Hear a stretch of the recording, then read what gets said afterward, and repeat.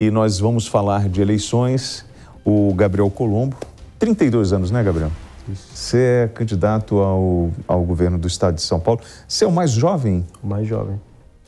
Eu vou até, para a gente começar, me fala um pouco do... O Conrado, já melhorou a nossa comunicação? Então tá com a gente aí, ótimo, Fernando Conrado, Gabriel. Boa noite, para a gente começar esse bate-papo. Boa noite. Eu costumo pesquisar, né? Como qualquer leitor, aparece seu nome, começo a pesquisar e faço esse primeiro embate com o senhor. Eu pesquisei sobre a sua... O senhor é carioca, nasceu no Rio de Janeiro, mas foi criado em Minas Gerais. A sua família é de Minas? Isso, família da minha mãe é de Minas Gerais, família do meu pai do Rio de Janeiro. Só que o senhor vem estudar em São Paulo?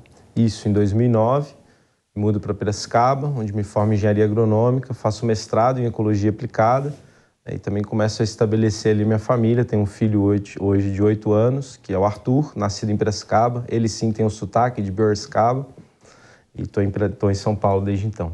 Bom, e aí quando o seu filho nasce, é aí que o senhor começa a pensar na política? É motivado por ele? Ele é um momento que serve como alavanca para o senhor participar dos movimentos sociais? Também, mas já vinha desenvolvendo isso desde a graduação da formação em engenharia agronômica, nas contradições aí da produção agrícola e do agronegócio brasileiro.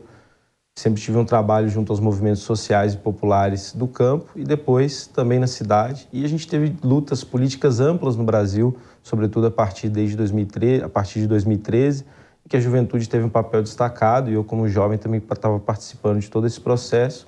Em 2015, me decido organizar no Partido Comunista Brasileiro, né, e começo a atuar também partidariamente. Nas eleições, essa é a primeira vez que participo como disputa, justamente para trazer o caráter, né, dessas lutas populares para esse momento eleitoral. Vamos falar dessas lutas populares que, por exemplo, quando eu entro aqui no PCB, em destaque está lá: ocupar as ruas contra a fome, a carestia, o desemprego e o golpismo.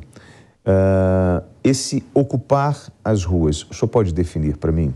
Bom, nós tivemos diversas jornadas de luta ano passado, muito fortes e importantes, para acelerar o processo de vacinação no Brasil, que estava letárgico. O Bolsonaro fez disso um grande e corrupto negócio também da negociação com as vacinas.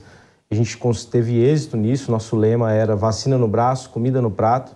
A fome no Brasil atingiu índices alarmantes. Em 2020, com 19 milhões de pessoas, 19 milhões de pessoas, e em 2022 atingindo a maior marca histórica com 33 milhões de pessoas em situação de fome, né, superando a média mundial pela primeira vez na história. Né?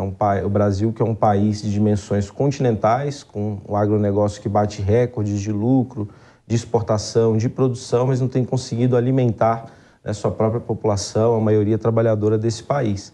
Então, a ocupação das ruas também nesse sentido de luta dessas reivindicações. A gente entende que não dá para esperar só as eleições, que a luta política se faz como sempre se fez na história. Parte significativa das conquistas que nós temos, não só no Brasil, mas em todo o mundo, se fez com luta e mobilização popular. Gabriel, quando eu entro no site, eu tenho alguns temas, né, onde o internauta pode pesquisar.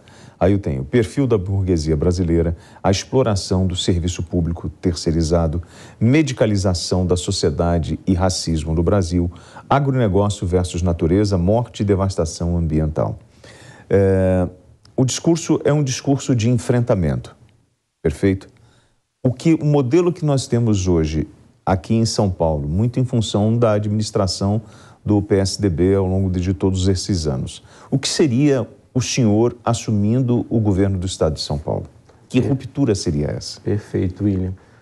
São 28 anos de governos do PSDB no estado de São Paulo, que entregou um legado de desemprego. Agora a gente vive mesmo uma desindustrialização no estado de São Paulo, de sucateamento dos serviços públicos, na saúde, na educação, no transporte, com água, saneamento, energia, em diversas áreas. A primeira diferenciação que nós faríamos é que o nosso governo seria junto com o povo, junto com a maioria trabalhadora, aquilo que a gente chama de poder popular. É só assim que a gente é capaz de avançar. Nós temos como eixos do nosso programa aqui para o governo do estado de São Paulo 4 pontos, né, que é o emprego, né, a moradia, a alimentação e a universalização dos serviços públicos, tudo isso pensando em qualidade. Por exemplo, na questão do emprego. Estado de São Paulo hoje, metade dos trabalhadores ocupados ganham somente até R$ 1.800. Isso é menos de um salário mínimo e meio. Com a inflação dos alimentos, da energia, da água, dos aluguéis, nós sabemos que isso dá para muito pouca coisa, se vive na miséria, se vive na precariedade. Nós temos que virar esse jogo. Os governos hoje governam para uma minoria para atender seus interesses. Um exemplo a gente tem do país, né, os dados de que durante os 2 anos da pandemia, os 62 bilionários que existem no país enriqueceram em 30%, enquanto 90% da população perdeu seus rendimentos, reduziu seus rendimentos. Isso é uma sociedade que aprofunda a desigualdade. Nós temos que enfrentar a desigualdade e pautar um governo pensando na maioria da população, não numa minoria que é muito privilegiada, enquanto a maioria vive uma situação de fome, de desemprego, de baixos salários, de precariedade generalizada das condições de vida. Bom, o governo federal, ele anunciou hoje, dentro do orçamento, nós temos R$ 1.200, né, o salário atual, vai ter uma correção, essa correção algo em torno de R$ 82 a mais, e né, já que o senhor, e eu vou provocar o senhor muito em função do que o senhor falou do salário mínimo aqui em São Paulo.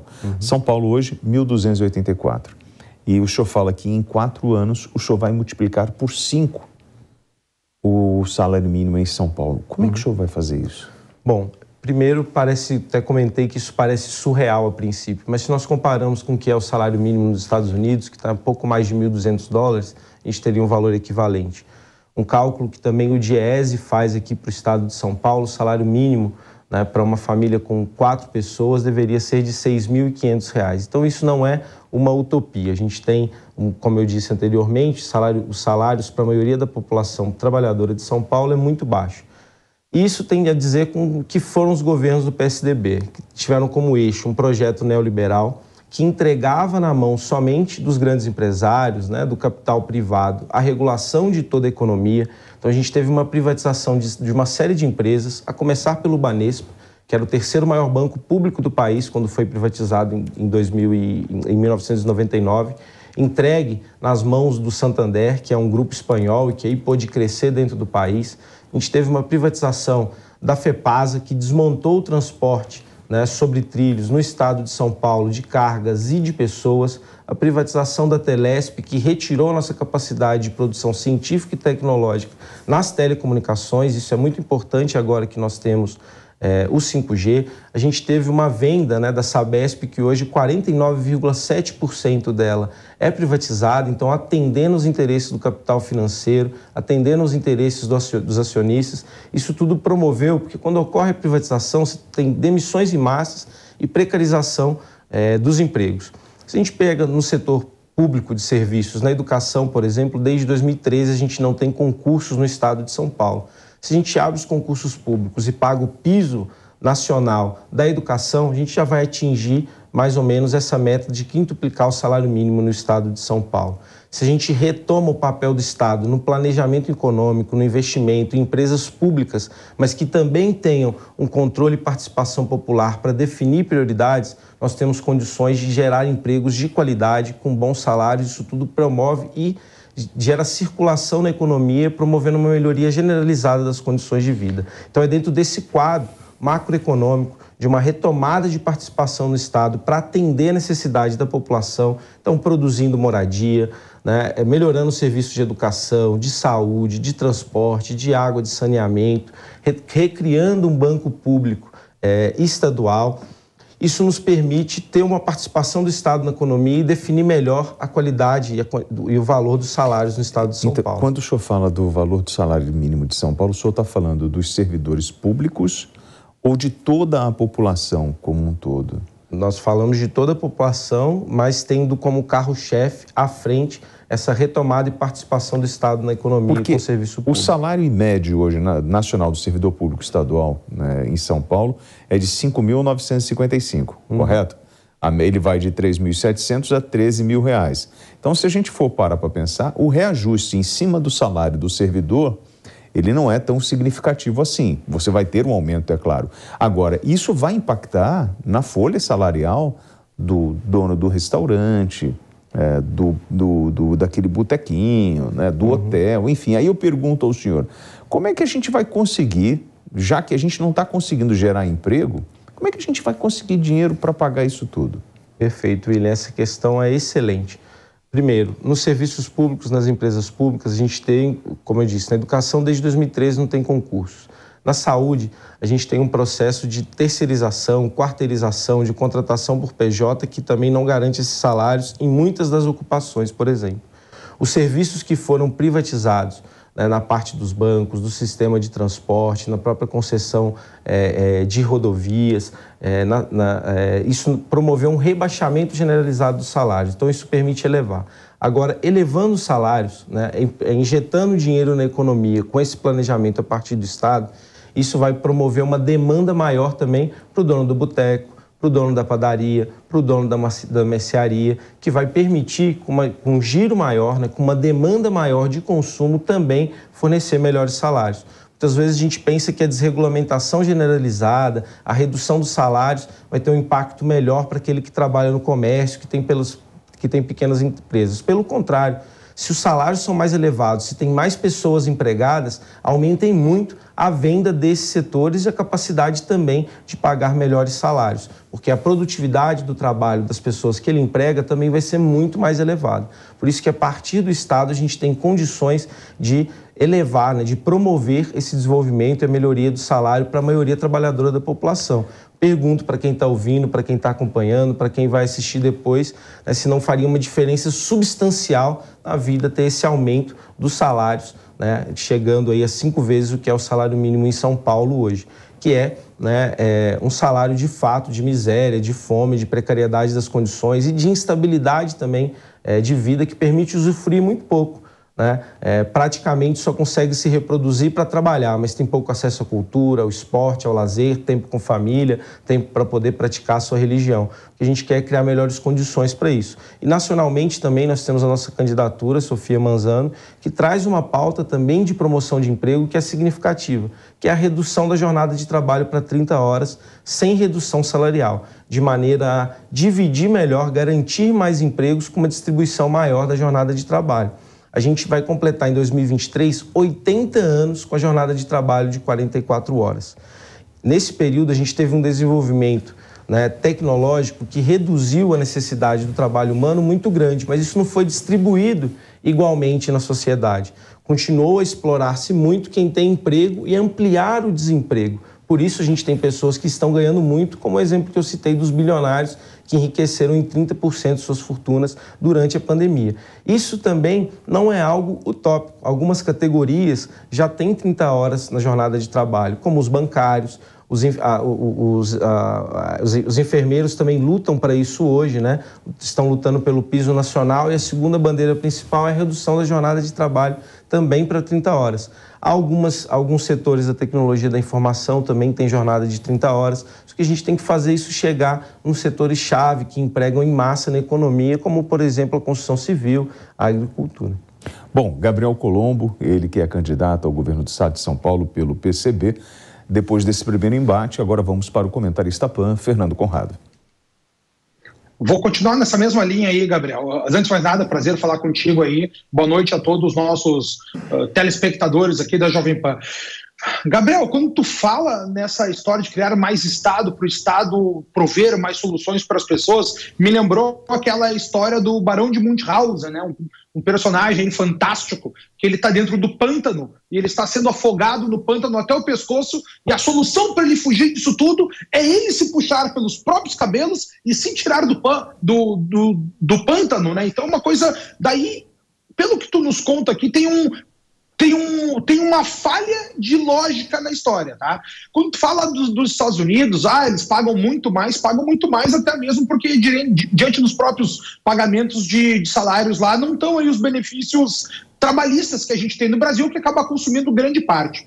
Gabriel, se a gente fizer um Estado, como tu diz, que vai ter cada vez mais funções, vai ter cada vez mais monopólio dos serviços, do sistema bancário, do sistema de energia, vai faltar posições, porque quem cria riqueza no Brasil, quem cria valor econômico é o setor privado, é ele que cria postos de trabalho, é ele que paga salário, é ele que faz as pessoas trabalharem. Se a gente aumentar o monopólio do Estado. Não vai dar para a iniciativa privada continuar trabalhando. E ela vai enxugar cada vez mais, não vai ter como gerar receita para pagar esses salários fenomenais. Porque eu queria, de fato, que os trabalhadores recebessem esse salário, que pudessem trabalhar, descansar, ter tempo para relaxar, ficar com sua família, para ir para a igreja. Seria o ideal. Mas tu não acha muito utópico isso? Porque não tem... Assim, da onde é que vai sair o dinheiro para fazer isso? Se o dinheiro vem da receita, que é pago pelos privados, que é pago aí pela, no caso, a burguesia que tu tenta achacar e fechar e combater. Ótimo, Fernando. Em primeiro lugar, a referência do Barão de Munchausen é comum para mim, que meu pai gosta muito do Barão de Munchausen, então quando eu era criança lia bastante. Bom, só que eu me permito discordar um pouco, acho que o processo de privatização ele não necessariamente gera emprego capital privado. A gente teve recentemente a privatização da Eletrobras, a gente já tem um anúncio de demissão em massa, né, de trabalhadores. No estado de São Paulo, esses 28 anos dos governos do PSDB, a gente teve uma retirada enorme do estado da economia com diversas privatizações e foi praticamente entregue na mão do capital privado o investimento, o controle, né, a direção da economia. E o que a gente observa no estado de São Paulo hoje é um processo de desindustrialização. Por exemplo, no Vale do Paraíba, que é uma região conhecida por ser um polo, né, de tecnologia, de geração de emprego na indústria no estado de São Paulo, a gente vive um processo de fechamento de grandes indústrias, como foi a LG ano passado, na fábrica de monitores, como foi a Ford no ano passado também, e esse ano a Caoa Shell. E são empresas que receberam muitos subsídios e incentivos fiscais por parte do Estado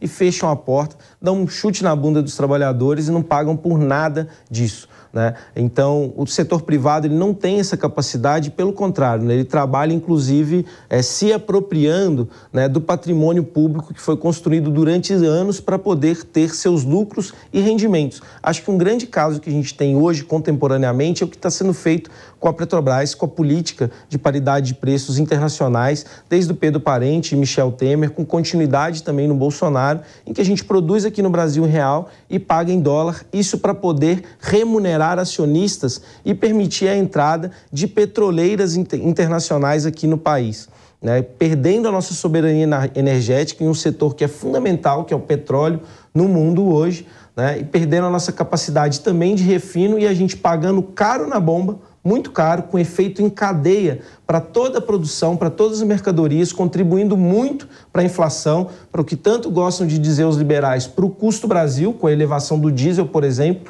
que hoje é mais caro que o etanol e que a gasolina.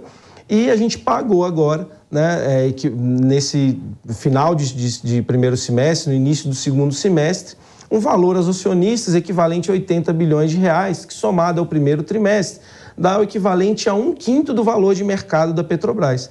Isso tudo para uma farra financeira para os acionistas que estão concentrados, sobretudo, no estrangeiro. Então, uma riqueza brasileira, né, que está aqui nas nossas águas, que está aqui debaixo do nosso solo, e a gente entrega de mão beijada, deixando de poder aproveitar aqui no país, de gerar emprego industrial, na indústria de transformação, como são as refinarias, desmontando e entregando isso tudo na mão do capital privado. A mesma coisa está sendo feito agora com a Eletrobras, já havia sido feito no início, né, dos anos 2000 em São Paulo, com as distribuidoras de energia, né, com CPFL, Eletropaulo e diversas, são 6 ou 8 aí no estado de São Paulo, que hoje promovem um verdadeiro aumento, né, das tarifas de energia, que pesa muito na casa aí do paulista, né, do e da Paulista. Isso é muito grave, né? E todos esses processos de privatização também acompanhados, né, por demissões, por precarização do emprego. Então, não é a burguesia que produz essa riqueza. O Estado também tem capacidade de dirigir esse processo. E mais, né, garantindo condições melhores para os trabalhadores e para trabalhadoras e definindo setores estratégicos que atendam às demandas que hoje são tão necessárias para a maioria da população. Veja bem, no país hoje, a gente tem 100 milhões de pessoas que não têm acesso à coleta de esgoto, 35 milhões de pessoas que não têm acesso à água tratada e 33 milhões de pessoas que passam fome. Ou seja, saneamento, água e alimentação são 3 coisas básicas. A gente está no século XXI discutindo 5G e não consegue garantir isso para a nossa população. Isso num cenário econômico que a gente já tinha entregado todos esses serviços, ou a maior parte deles, para o setor privado dar conta de fazê-lo e não tem condições. Então a gente precisa garantir a partir do Estado, mas não fazendo sozinho, né, de gabinete ou de cargos de confiança, mas trazendo a população para definir junto essas prioridades, para fiscalizar o que está sendo feito a partir de conselhos deliberativos e populares em diversas escalas, participando ativamente desse processo. Conrado. Vou só fazer mais um comentário. Tá, mas o 5G tá tão bom assim no Brasil exatamente porque a gente teve uma privatização desse setor há 20 e poucos anos atrás. O sistema de abastecimento não está tão bom assim porque ele não tem essa mesma privatização. Fica na mão do governo. E aí a pergunta que eu te refaço, porque tu falaste, mas eu falta um conceito aí que é o seguinte, ó, não existe dinheiro público. O dinheiro público nada mais é do que o dinheiro dos pagadores de impostos, que é tirado do bolso dos privados. A pergunta é, como é que o Estado vai pagar tudo isso se não vai entrar mais dinheiro, vai diminuir, vai apertar, né, o bolso dos privados, daqueles que pagam o dinheiro que acaba indo para todos esses projetos que tu pretende fazer? Perfeito, Fernando. Eu vou responder primeiro a questão das telecomunicações, citando a Telesp, depois a questão da água e saneamento, citando a Sabesp, e depois também a questão de como a gente vai fazer esse investimento. No primeiro caso, o sistema Telebrás e a Telesp, quando foram privatizados, a gente perdeu uma grande capacidade de produção de pesquisa e desenvolvimento, de capacidade de produção de tecnologia. O primeiro satélite brasileiro foi produzido no início dos anos 90 pelo sistema Telebrás, Telesp, junto com o CPQD lá em Campinas, com a Unicamp e com o INPE, ou seja, participação totalmente pública que nos permitiu fazer isso. A partir do momento que a gente privatiza o sistema de telecomunicações, a gente entrega na mão de grandes grupos que são hoje recordistas no PROCON de reclamação dos consumidores, né? Então todo mundo, independente da companhia telefônica que tem diversas reclamações, elas se revezam em quem, né, recebe aí, ou sofre mais reclamações no direito do consumidor. E hoje, a implementação do 5G no Brasil ela é bastante escassa e, inclusive, não é com tecnologia nacional e a gente não tem perspectiva de produzi-la. Se a gente tivesse hoje um parque tecnológico, uma empresa pública voltada a efetivar isso na produção industrialmente, a gente teria muito mais condições. E você vai ver a desigualdade que a gente já tem hoje no Brasil nas telecomunicações. Mais quase metade dos municípios no Brasil não tem acesso à internet de banda larga hoje, por exemplo. No 5G, essa desigualdade de acesso digital vai ser ainda maior, porque o 5G, apesar de ser uma banda mais larga, de 3,5 GHz, ela depende de muito mais antenas para poder, né, replicar esse sinal. Então, isso vai ser implementado aqui próximo onde a gente está, na Avenida Paulista, nos bairros mais nobres, mas não vai chegar nas periferias, nos bairros populares, nas cidades menores. Então, a gente precisa justamente retomar para tanto melhorar a capacidade da telefonia, mas também para ter soberania tecnológica para universalizar o acesso ao 5G, que vai ser necessário não só para o uso do celular, dos computadores, dos tablets, mas também para uma indústria de ponta, né, dos próprios processos na saúde, como estão sendo pensados. Sobre essa Sabesp, hoje ela tem 49,7% do seu capital privado. Em 2021, foi pago em dividendos mais de 600 milhões de reais para os acionistas. Dinheiro que poderia ser investido na ampliação do sistema de água e saneamento, na melhoria do que já existe hoje na rede e no cuidado com as águas no estado de São Paulo. A gente sabe o quão caro foi a crise hídrica aqui nos anos de 2014 e 2015 e muito pouco é investido porque tem que pagar os acionistas. E sobre o investimento do Estado, São Paulo foi superavitário em mais de 40 bilhões de reais em 2021. Tem muito recurso em caixa e uma vez que você ativa a roda na economia, a capacidade de investimento no Estado vai ampliar e muito mais. Hoje, o que a gente paga caro é muito, né, em questões fundamentais, desde o combustível, como a gente já falou aqui, por conta de uma política de preços que beneficia uma minoria, né, que é acionista, que é o capital privado, junto com a Petrobras, e grandes empresas aí também vinculadas que estão entrando no Brasil, como a Shell, né?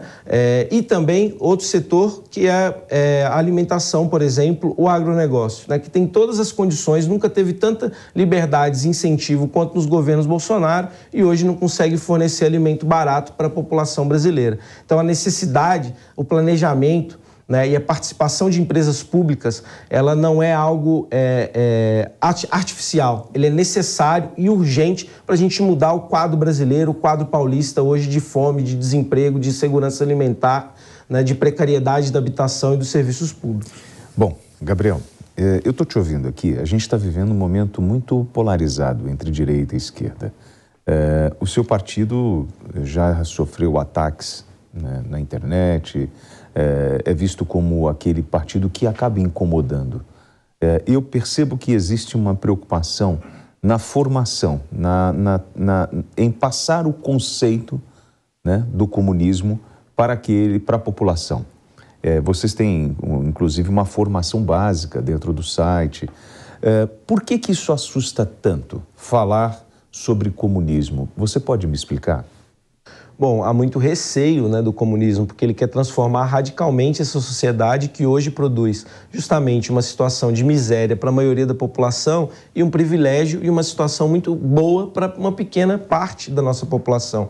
Hoje são poucas pessoas que conseguem desfrutar de uma qualidade de vida, trabalhar poucas horas, viajar, né, todo fim de semana, ir para o exterior, usufruir de cultura, né, de arte, de esportes. Isso é restrito para grande parcela da população. O comunismo vem dizer, não, todos podem e devem ter acesso a uma alimentação saudável, a uma moradia de qualidade, a um emprego digno, a participação política, a construção cultural, de artística e de esporte. Então isso incomoda, porque bate na base da nossa sociedade, porque é só possível excluir esses direitos de grande maioria da população se uma pequena minoria é muito privilegiada. E o nosso recado nas eleições, inclusive, tem sido muito demonstrar isso no cotidiano, como, né, uma proposta comunista, socialista para o estado de São Paulo, para o país, é positiva para a maioria da população. E a gente pode pensar, inclusive, né, em figuras históricas mesmo, se a gente pensa, né, mesmo na formação mais básica, né? Jesus estava do lado dos explorados e dos oprimidos. Aqui no Brasil, na questão religiosa também, a gente tem uma fala muito conhecida do Dom Helder Câmara, que falava, quando eu estava junto dos pobres, ninguém me questionava, me tratavam como santo. Quando eu começo a questionar a origem da pobreza, a origem da miséria, começam a me taxar como comunista. A gente tem que contribuir, participa das eleições, dos espaços públicos, justamente para poder quebrar, né, essa ideologia de que o comunismo seria ruim para a maioria da população.